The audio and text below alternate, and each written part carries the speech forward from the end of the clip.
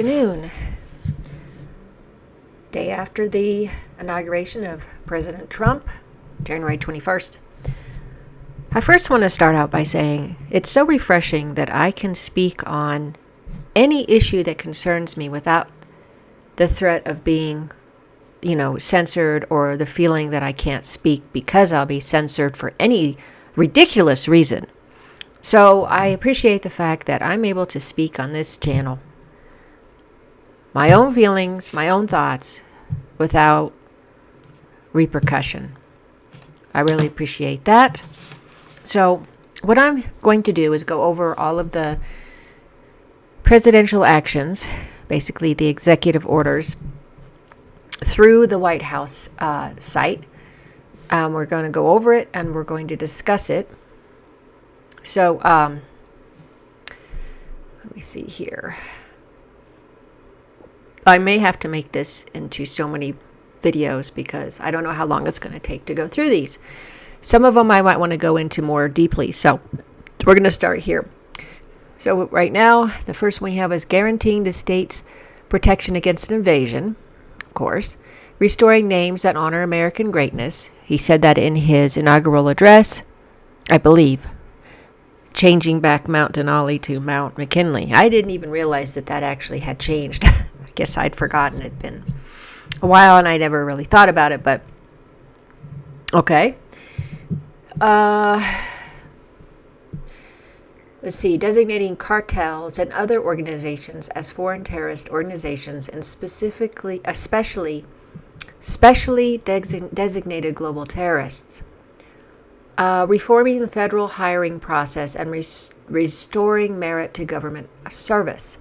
Ending radical and wasteful government DEI programs and preferencing. That one's, to me, is, yes, close the border and all that, and all of this is important. There's certain things that, culturally, that really stand out for me, and ending that radical and wasteful government DEI program is important to me because of what it's done to our military. The military is supposed to be, as I said, of one, and there's that one objective that they're supposed to do, and it's not about people's personalities or identities. They're all supposed to conform into one group. Anyway, defending women from gender ideology, extremism, and restoring biological truth to the federal government. I think this is really important because it'll bring back safety for women and children, little girls, even little boys. And, recognizing that women are one of two sexes out there, the male and the female, and that each one deserves their own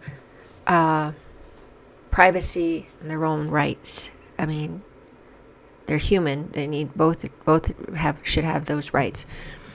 But I think it's very important to do this because of predators and that go around and had an open door to pretend to be a woman so that they could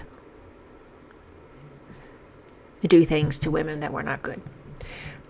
Okay, establishing and implementing the President's Department of Government Efficiency, America First policy directive to the Secretary of State.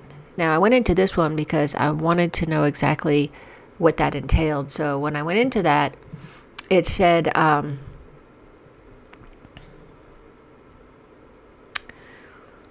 what I thought was very important. Section 1, purpose. From this day forward, the foreign policy of the United States shall champion core American interests and always put America and American citizens first. This is crucial to me. I find this information crucial because the American people have been ignored during all of this. They've not been really treated as, the foreign policy was, people just ignored the American people and what they wanted.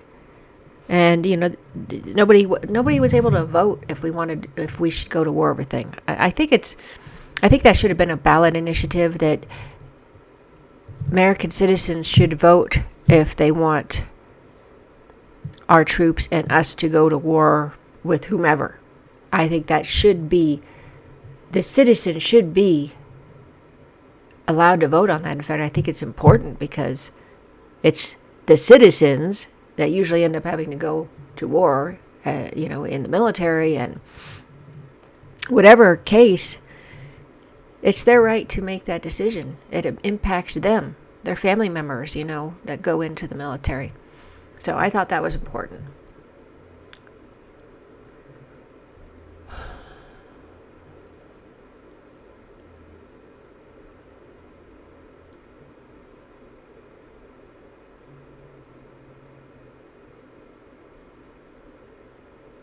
Okay. So let's go back. So we did that. So let's talk about the next parts. Protecting the United States from foreign terrorists and other national security and public safety threats.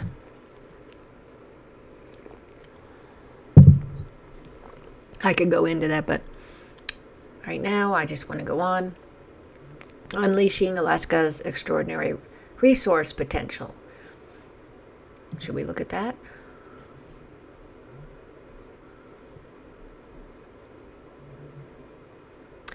People have questions, these are...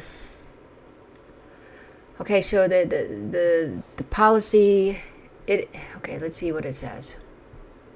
The state of Alaska holds an abundant and largely untapped supply of natural resources, including, among others, energy, mineral, timber, and seafood. Unlocking this bounty of natural wealth will raise the prosperity of our citizens while helping to enhance our nation's economic and national security for generations to come. By developing these resources to the fullest extent possible, we can help deliver price relief for Americans, create high-quality jobs for our citizens, ameliorate our trade imbalances, augment the nation's exercise of global energy dominance, and guard against foreign powers weaponizing energy supplies in theaters of geopolitical conflict. Yes, that's a major issue. Unleashing this opportunity, however, requires an immediate end to the assault of Alaska's sovereignty and its ability to responsibly develop these resources for the benefit of the nation. It is therefore imperative to immediately reverse the punitive restrictions implemented by the previous administration that specifically target resource development on both state and federal lands in Alaska. So, Section 2 policy, it is the policy of the United States to fully avail itself of Alaska's vast lands and resources for the benefit of the nation and the American citizens who call Alaska home. Efficiently and effectively maximize the development and production of the natural resources located on both federal and state lands within Alaska. Expedite the permitting and releasing of energy and natural resource projects in Alaska, and D. Prioritize the development of Alaska's liquefied natural gas potential, including the sale and transportation of Alaskan LNG to other regions of the United States and allied nations within the Pacific region. Okay, people are worried about protected land, and I've always been for protected land and for protected species and animals and creation. What I think is important are two things. We really shouldn't be relying on other countries if we have the resources in our country. It is our responsibility to use our resources, I really think. And it's there. God gave it to us. We just need to do it in a responsible manner, in a manner that is clean and that is not harmful to species or people.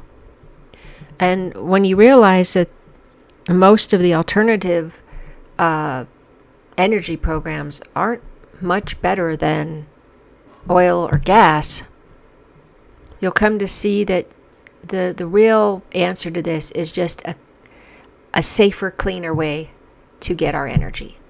Period. On any type. So I think this is important.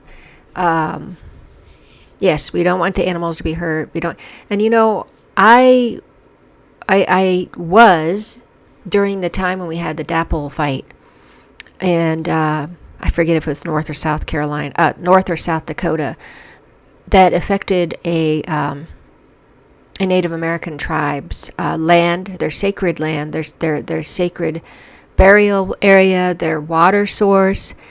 I'm not for that.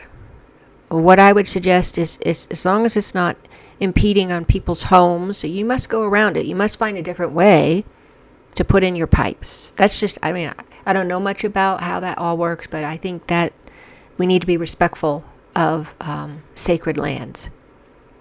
And so all I'm saying is clean and safe and respect certain lands in a way that you won't harm it. So I think this is what they're talking about here for Alaska.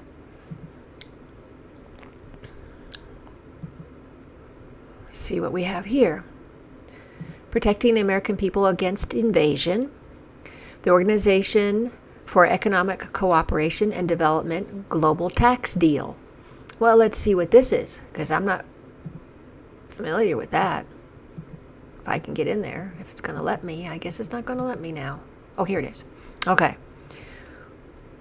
This is the Secretary of the Treasury.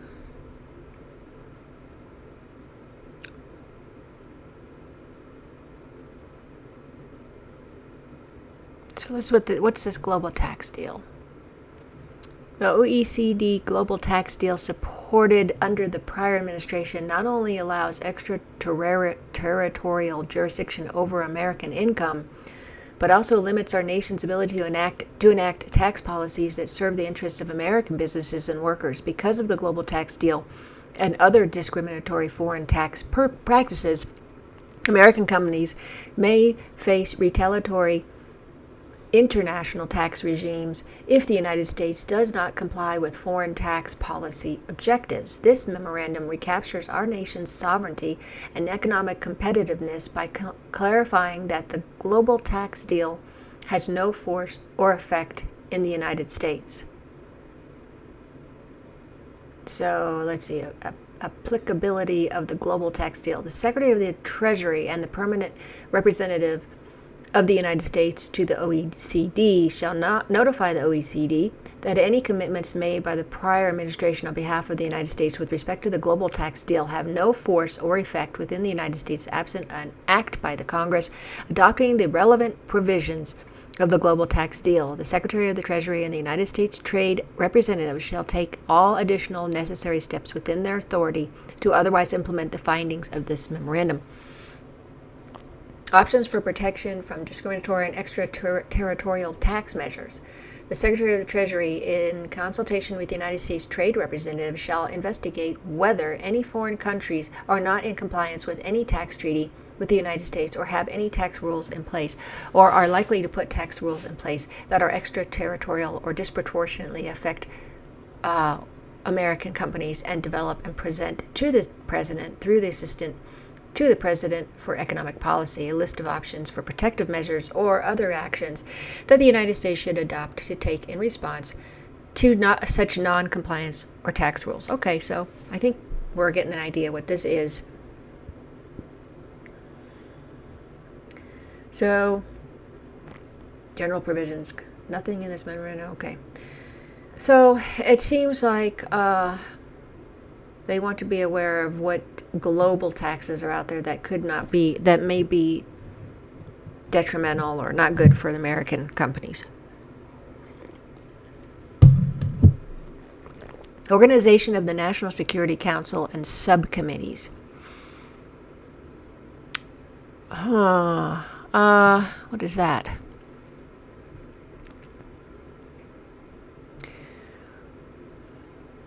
Okay.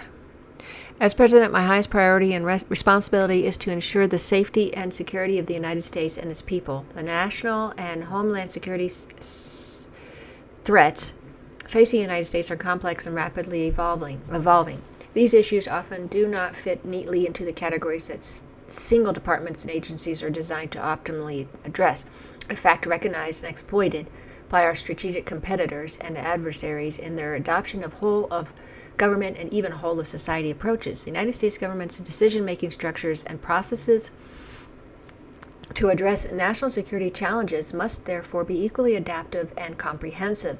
They must be able to competently design and execute cooperative and integrated interagency solutions to address these problems and to protect and advance the national interest of the United States. Therefore, to advise and assist me in this endeavor, I hereby direct that my system for national security policy development, decision-making, implementation, and monitoring shall be organized as set forth in this memorandum. The memorandum prevails over any prior orders, directives, memoranda, or other presidential guidance related to the organization of the National Security Council. The National Security Council and supporting staff, functions and responsibilities. So, establish the NCS to advise the President with respect to the integration of domestic, foreign, and military policies relating to national security. The Homeland Security Council has the distinct purpose of advising the President on matters pertaining to Homeland Security. Okay, well, I'll let you all read the rest of this on whitehouse.gov if you have any questions. Reevaluating and realigning United States foreign aid. This is critical.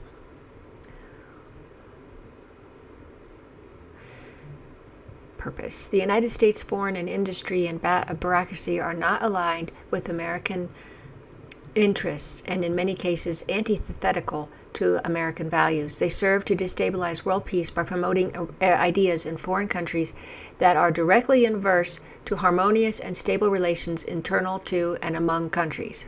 This is good. It is the policy of the United States that no further United States foreign assistance shall be dispersed in a manner that is not fully aligned with the foreign policy of the President of the United States. So this is what they announced last night. The 90-day pause in United States foreign development assistance for assessment of programmatic efficiencies and consisting with United States foreign policy. This is so important, so critical. I am so glad they put a pause and they're actually going to look into this and not just continue sending in our money everywhere. This is really important, okay, to me. It is to me. I don't know if it is for you, but it certainly is for me. All department and agency heads with responsibility for United States foreign development assistance programs shall immediately pause new obligations and disbursements of development assistance funds to foreign countries and implementing non-governmental organizations, international organizations, and contractors pending reviews of such programs for programmatic efficiency and consistency with the United States foreign policy to be conducted within 90 days of this order. The Office of Management and Budget shall enforce this pause through its appropriate apportionment authority. I sure hope this includes Israel. It should, but reviews of each foreign assistance program shall be ordered by the responsible department and agency heads under guidelines provided by the Secretary of State in consultation with the Director of OMB. The responsible department and agency heads in consultation with the Director of OMB will make determinations within 90 days of this order on whether to continue, modify, or cease each foreign assistance program based upon the review recommendations with the occurrence of the Secretary of State. Well, let's just hope the people involved in this and that all the deep state people, the DS people are out because they're not going to agree with this. So let's hope he has a good group of people in these departments. Okay, let's go back. So temporary withdrawal of all areas of the outer continental shelf from offshore wind leasing and review of the federal government's leasing and permitting practices for wind projects. This is extremely important as well, because if one is a person who is an environmentalist or loves the environment, loves God's creation, the animals and all that, Trump brought this up and so has RFK Jr. These offshore wind systems are killing the whales on the shores of our country. And I remember years ago it was save the whales. We must save the whales when some environmental groups were coming out earlier on. And it is. You don't want to lose the whales. You want to protect the whales. Apparently, probably the humming or something, the vibrations of the turbines are tormenting these whales. So yeah, let's stop it. Lily says temporary. Well, they need to figure out what to do with that. I don't think they should have those on the offshore. Declaring a national energy emergency. Yes, you can do that. Restoring accountability for career senior executives. Let's see what this is. Career senior executives. Career senior executive service officials are charged to ensure that the executive management of the government of the United States is responsible to the needs, policies, and goals of the nation and otherwise is of the highest quality. It's required by Section 3131 of Title V of the United States Code. SES officials have enormous influence over the functioning of the federal government and thus the well-being of hundreds of millions of Americans.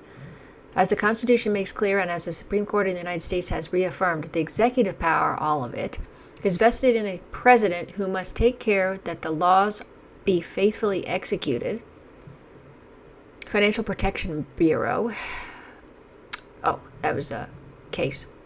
Because no single person could fulfill that responsibility alone, the framers expected that the president would rely on subordinate officers for assistance.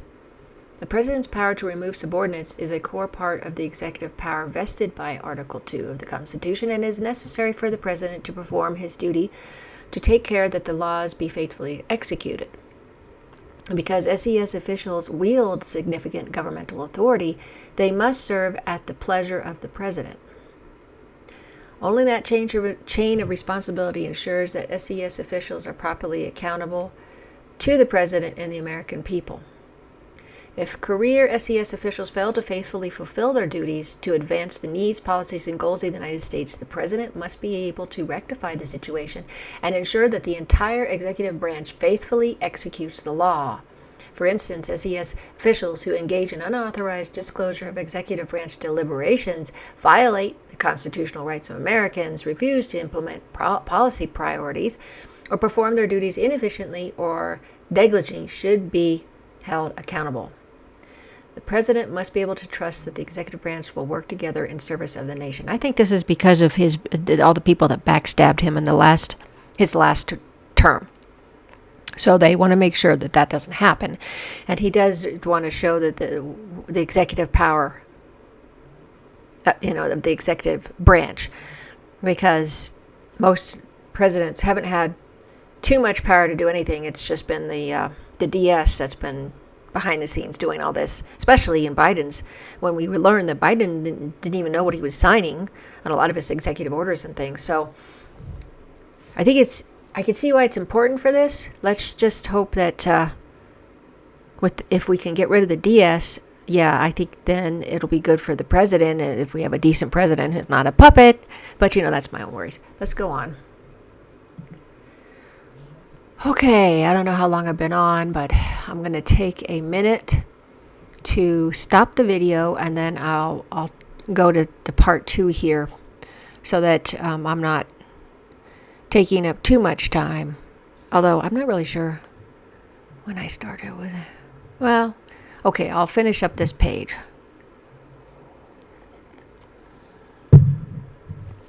Promoting beautiful federal civic architecture. I'm not really sure what that means.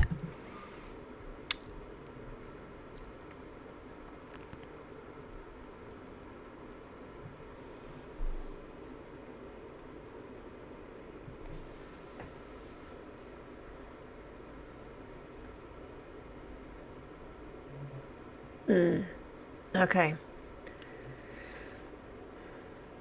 I hereby direct the Administrator of the General Services Administration, in consultation with the Assistant to the President for Domestic Policy and the heads of departments and agencies of the United States, where necessary, to submit to me within 60 days recommendations to advance the policy that federal public buildings should be visually identifiable as civic buildings and respect regional, traditional, and classical architectural heritage in order to uplift and beautify public spaces and ennoble the United States and our system of self-government.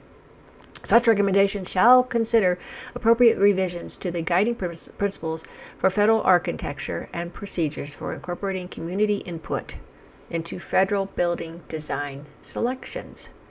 Incorporating community input. Very interesting. I love how I have noticed that Trump wants to make sure that the citizens, the American citizens, have a voice.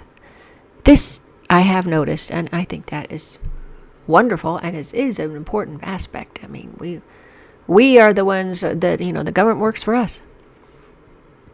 Okay, let's go back. Putting people over fish. He's talking about what's happened in Los Angeles, the water issues because of the smelt, and I'm sure you've heard all about this. Stopping radical environmentalism to provide water to Southern California. Okay, let's see. Securing our borders, protecting the meaning and value of American citizenship. The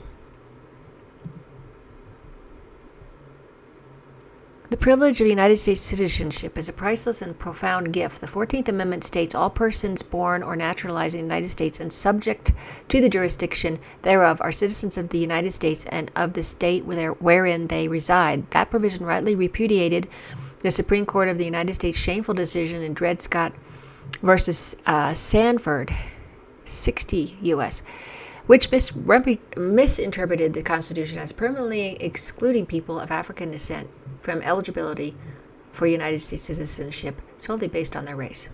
But the 14th Amendment has never been interpreted to extend citizenship universally to everyone born within the United States. The 14th Amendment has always excluded from birthright citizenship persons who were born in the United States but not subject to the jurisdiction thereof. Consistent with this understanding, the Congress has further specified through legislation that a person born in the United States and subject to the jurisdiction thereof is a national and citizen of the United States at birth, generally mirroring the 14th Amendment's text. Among the categories of individuals born in the United States and not subject to the jurisdiction thereof, the privilege of United States citizenship does not automatically extend to persons born in the United States when that person's mother was unlawfully present in the United States and the father was not a United States citizen or lawful permanent resident at the time of said person's birth, or when that person's mother's presence in the United States at the time of said person's birth was lawful but temporary, such as but not limited to visiting the United States under the auspices of the Visa Waiver Program or visiting on a student, work, or tourist visa, and the father was not a United States citizen or lawful permanent resident at the time of said person's birth. Yes, I was just looking up what all of this meant when people were saying, oh, he's violating the 14th Amendment, and in reality he's not, because if you're born here, you're not a citizen. I mean, obviously you're nothing, you don't have anything about where you came from, but in any case, your parents, if they are illegal, and including this waiver thing, this visiting, there's no way that what Trump is saying, or what he's trying to do here, is that if you are a child, a baby, and you're born in the United States, but your parents are illegal, you shouldn't automatically be a legal person, a legal resident, a legal American, because the family, the mother and father are not American citizens. That's what I got out of that. All right, let's go back here. Realigning the United States Refugee Admissions Program. Okay, let me look at this really quick. Over the last 4 years, the United States has been inundated with record levels of migration, including through the U.S. Refugee Admissions Program. Cities and small towns alike, from Charleroi, Pennsylvania, and Springfield, Ohio, to Whitewater, Wisconsin, have seen significant influxes of migrants. Even major urban centers, such as New York City, Chicago, and Denver, have sought federal aid to manage the burden of new arrivals. Some jurisdictions, like New York and Massachusetts, have even recently declared states of emergency because of increased migration. So, I think the United States lacks the ability to absorb large numbers of migrants, and in particular refugees, into its communities in a manner that does not compromise the availability of resources for Americans, that protects their safety and security, and that ensures the appropriate assimilation of refugees. This order suspends the USRAP until such time as the further entry into the United States of refugees aligns with the interests of the United States. Okay, I think this is fair. What I do have to say is, I understand that most people, refugees and asylum seekers that come in, are because of our wars, that we, our invasions and our toppling of other governments, our terrible foreign policy. We ended up with, because of our contributions globally, we ended up having a lot of these refugees and asylum seekers coming into our country, as well as in Europe and other places. Fix our foreign policy, and this will fix most of this problem, But I see what they're doing here. It seems to be fair. Unleashing American energy, clarifying the military's role in protecting the territorial integrity of the United States. Yes. And by the way, the military is supposed to be defense. It's supposed to be defending our country. None of the wars we've been involved in really since World War II, but even there, that was just helping out. I mean, our country wasn't in danger. All have been offensive wars, which is not right.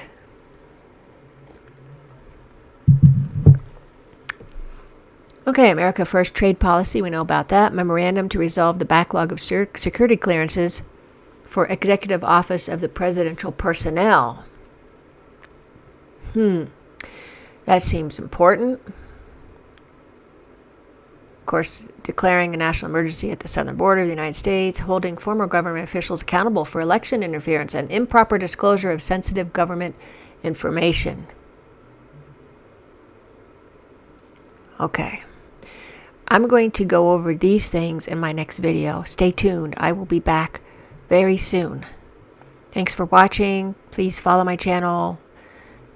Like my videos. Get my videos out there. Share them. Share my channel. Thank you so much.